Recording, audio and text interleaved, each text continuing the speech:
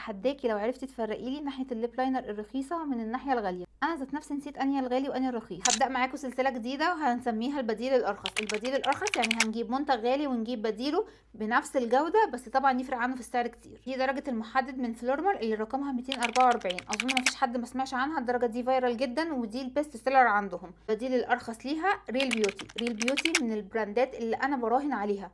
انا المفروض اشتغل معاهم يا جماعه، انا مكتشفاهم من زمان جدا. البراند دي خطيره، ولما اقول لك كلمه خطيره اعرفي ان انا مجرباها بطرق كتيره جدا قبل ما اطلع اكلمك عن المنتج. دي درجه 244 من فلورمر، ودي درجه 244 من ريل بيوتي، ودول الدرجتين. اظن يعني مفيش اختلاف في الدرجتين ابدا. الثبات حلو جدا، الاتنين كريمي بشكل. الليب لاينر اللي انا حاطاه دلوقتي ده من ريل بيوتي، بقاله تقريبا 5 ساعات. بصوا ما اتحركش، يعني انا الليب جلوس اللي عليه اتمسح وحطيت فوقه تاني واكلت وشربت وكل حاجه. بصوا الليب لاينر على الحدود، لسه محدد شفايفي بالملي. اظن مفيش زوم اكتر من كده، انا مدخلاكم في مسامات ايدي. شايفين اللونين والدرجتين، التكستشر كل حاجه شبه بعضها بالملي. وتعالوا نطبق الاتنين عملي. محددات فلورمر غنيه عن التعريف ومعروفه، اتحداكم لو عارفين تفرقوا الغالي من الرخيص.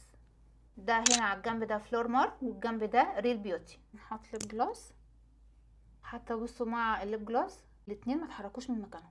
اسمعوا مني ومن غير ما تراجعوا ورايا والله العظيم، اللي نفسها تجرب فلورمر 244 روحي هاتي ريل بيوتي 244 وهتدعي لي، انا متاكده من ده. وبعد ما مسحت الاتنين تقريبا الاتنين سايبين نفس الاثر بالظبط.